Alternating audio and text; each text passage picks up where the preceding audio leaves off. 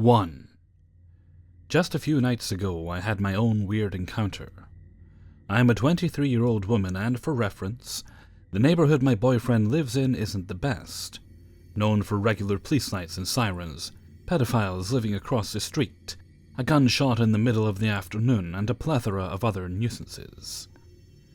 My boyfriend and I are coming home closer to 11:30 p.m. on a Saturday night. We had spent the evening chaperoning his sister's 13th birthday party. I had had a few alcoholic drinks throughout the evening to keep myself sane enough through screaming teens. But by no means was I drunk, just a little buzzed. We pulled up to this house, and I was left carrying leftover cake, pizza, cookies, and a bag of a few more treats, so my boyfriend ran up to the house a few moments before me to get the door unlocked. He opened up the door, went inside to let the dogs out, and I meandered behind him a few moments later. Once inside, I set everything down and locked the door handle. My boyfriend wasn't in sight, so I thought he was either in the backyard with the dogs or in the bathroom, but didn't think much of it.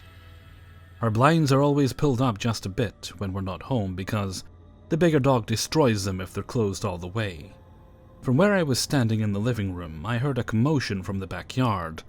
The dogs were barking at something, but there's always stray cats running around, so it didn't come off as unusual to me. So there I was, just standing in the living room, maybe 10 minutes after coming inside. I'm returning a text when I hear a tap-tap that sounded too familiarly like a finger tapping on a window. I look around the house at first, thinking I'll see my boyfriend just doing something that made that noise. And then I remember that the blinds to the window are up about 4 or 5 inches. Instinctively, I bend down to look out this sliver of window into mostly darkness, except for the burning embers of someone smoking. My boyfriend's roommate often has trouble with his keys, sometimes comes home drunk, and he smokes, so automatically I thought he must need help with the door.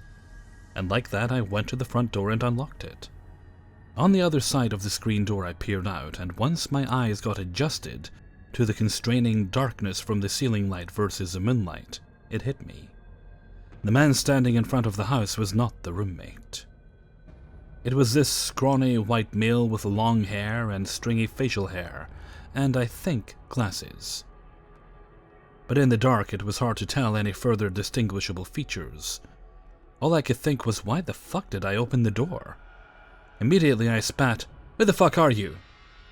And he replied in this dry, almost a whisper, "Is your mom home?" As this was my boyfriend's house, where only he and his male housemate lived, I instantly got chills up my spine. I realized he must have watched me come inside. Maybe he came up just in time, so he never saw my boyfriend in the car or in the house. So he thought I was alone. Then I think about the tapping on the window, the dogs barking aggressively from the yard, and how long I stood in front of the window, which translates into how long he was watching me. I just about yelled, "Nobody's fucking mom lives here," when my big dog came running up behind me inside the house, barking as ferociously again. Finally, my boyfriend, who had been in the bathroom and just let the dogs in, tuned in that something was off. He came up behind me in the screen door, and as soon as the man noticed him, he said, "I must have the wrong house." My boyfriend followed with a quick and loud, "Yeah, you have the wrong house. Get the fuck off my yard, bud." The man took a couple steps back and turned his attention back to me. He just kind of lingered, not really walking away and not getting closer, but still looking at me. Finally, my boyfriend followed up with another, "Get the fuck out of here." And after that, he turned and walked down the driveway. My boyfriend grabbed the wooden beating stick that was behind the door and walked out to the driveway to watch and make sure he really was gone. I frantically checked the locks and all the windows and the back door, as disgusting and terrifying images of what his intentions were played in my head. I know all of the things I did wrong. My dad was a cop and trained me to be hyper-aware of my surroundings. I'm a true crime fan, and I listen to the podcasts like My Favorite Murder, who talk all about the stupid things you shouldn't do. And I preach to all my friends about carrying weapons, not being afraid to slam the door in people's faces, and not even answer if it's dark. I know that there's an incredibly high chance that he thought I was much younger than I am, since I do still look so young. that he was watching and hoping that I was alone, that getting me to open the door and tell him I was by myself was all he needed to rush the door, force his way in, and then do whatever he planned to do. I should have slammed the door. I shouldn't have opened it, but I froze. I'm just grateful I wasn't alone, that my dog and my boyfriend were there to scare him off, and that we're moving very soon. Creepy fucking asshole. Let's never meet again. 2.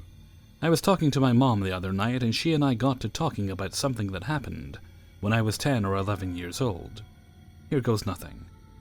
I grew up in a fairly rural area outside of Raleigh. It was the nearest big city to us. It took us close to 35 to 40 minutes to get anywhere good. Needless to say, when I was right around that age, the town we were in built a new library. Coming from an avid reading family, we were thrilled.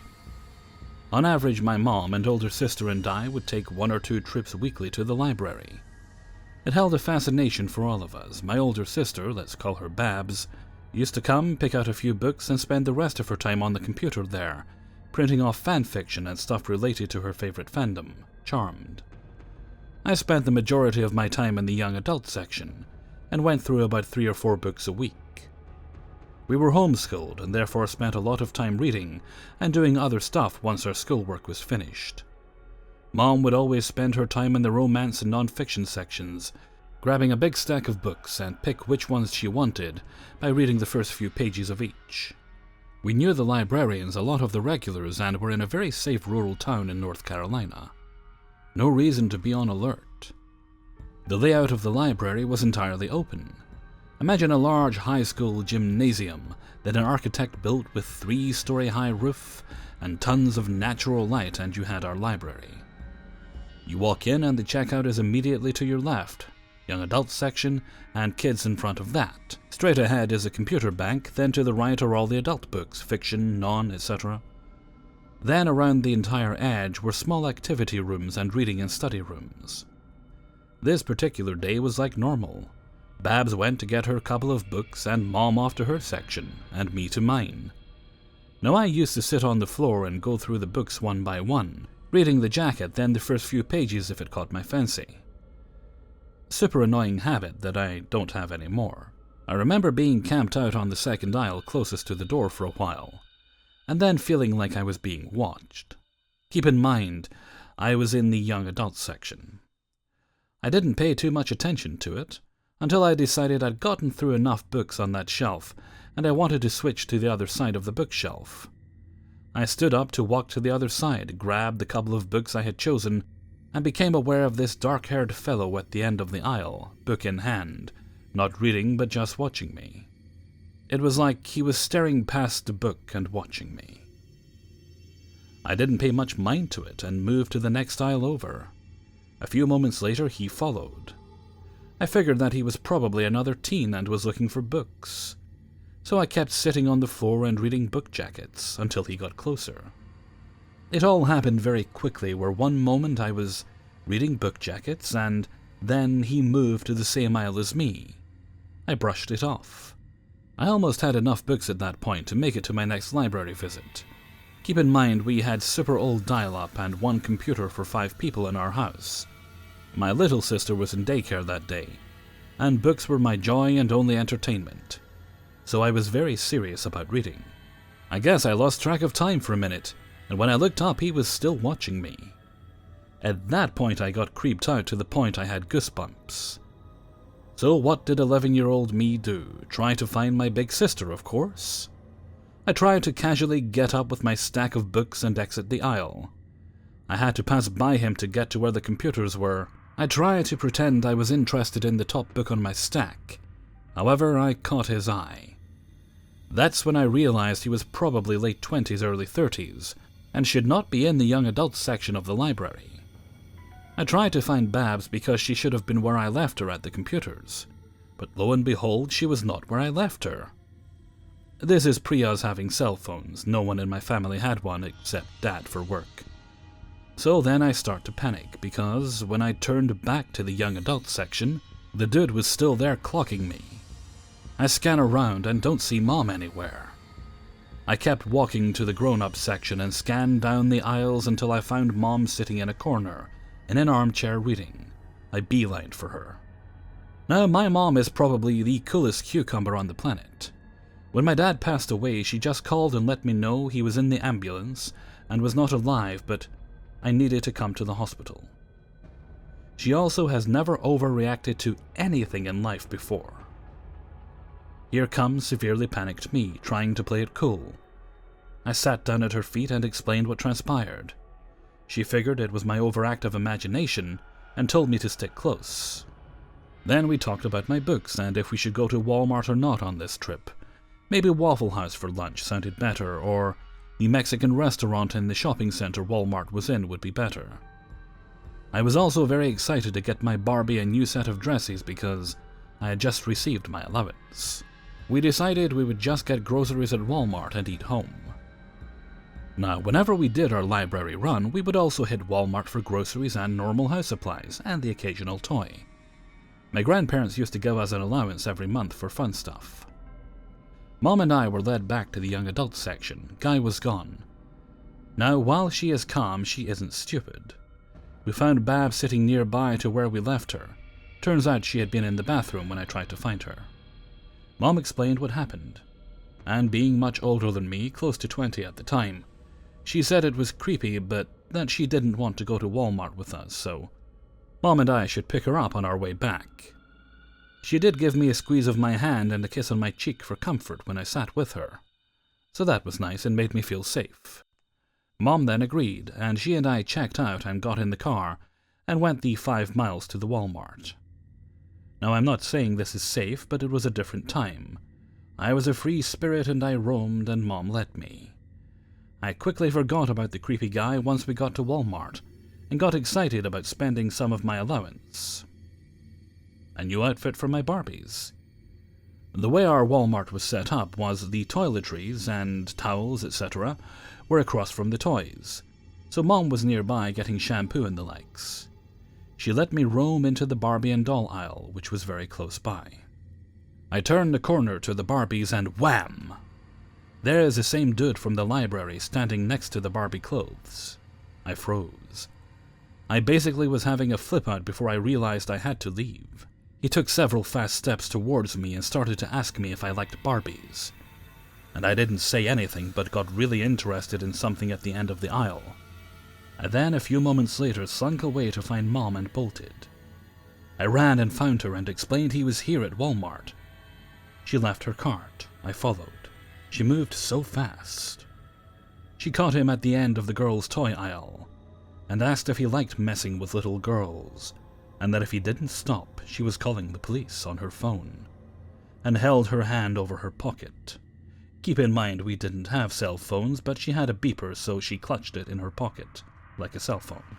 The dude and her almost had a standoff before he finally just held his hands up and got himself out. Now, my mommy has never in her life left a cart at a store. But she left that cart, and she and I ran to our car, dude nowhere to be seen, and drove to get Babs at the library. We did not stop anywhere, but got back to our neighborhood.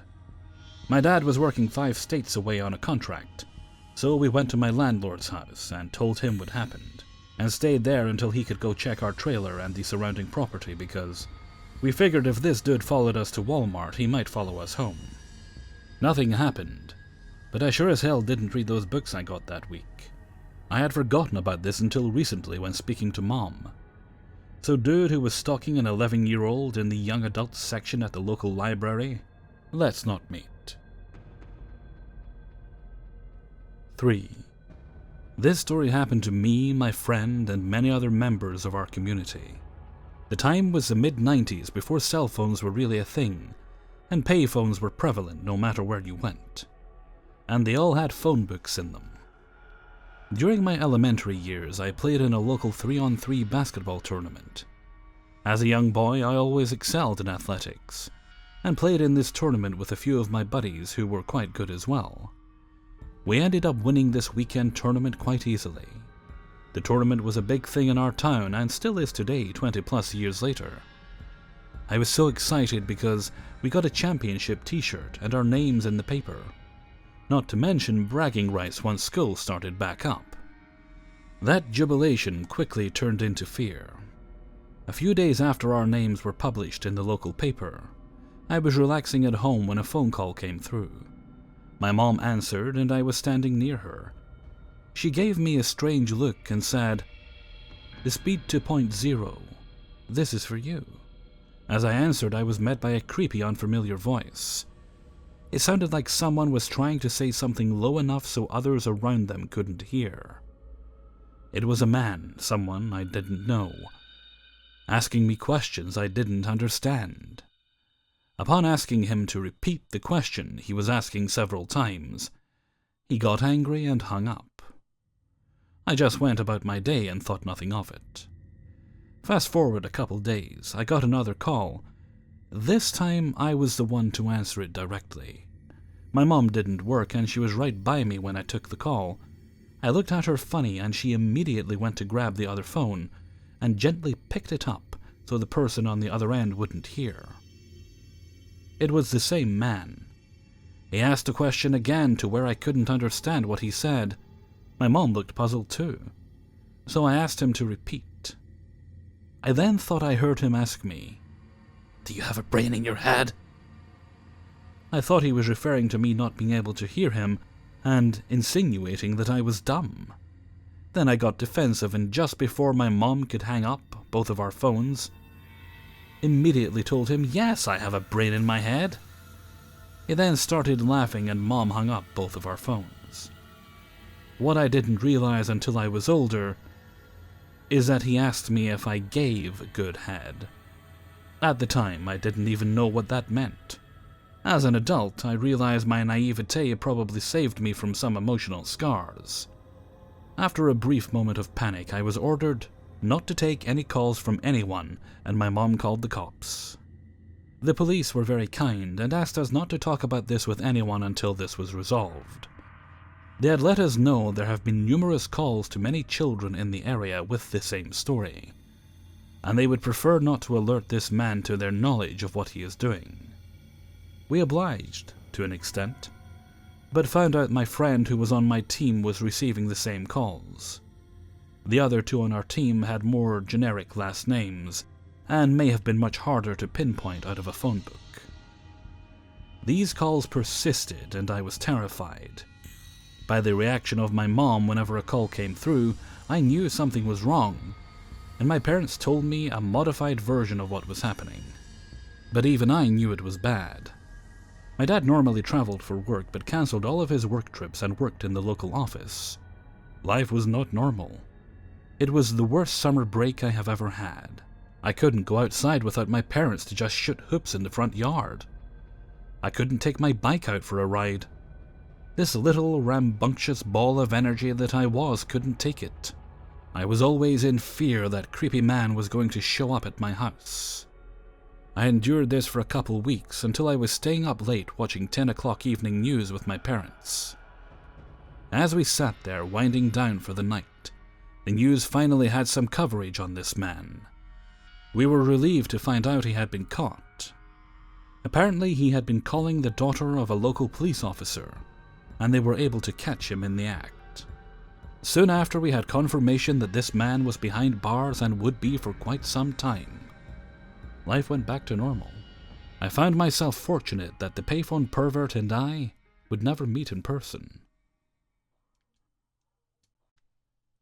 Hey everybody, Hellfreezer here, and thank you very much for listening to 3 True Scary Stories, episode 333. And thank you very much to everybody who allowed me to use their stories in this video. Now I do know this is Thursday and you folks were expecting the usual Thursday glitch video, but as occasionally happens, couldn't quite pull one together for this week. I currently have the folder for the next glitch video sitting on my computer. It has 4 stories recorded and edited, sitting happily there waiting for a 5th, but couldn't quite finish the video. Bright side is it means next week's glitch video will be very quick work for me to finish because I just have to do 1 story. So I apologize for that. I did try my hardest. I'm finishing quite a bit later tonight than I'd planned to because I was waiting, trying to get the video done. But I can almost promise you one for next week, so at least you know you'll have one then. Okay, and I think I'll wrap things up there for now. So until next time, thank you very much for listening, and take very good care of yourselves.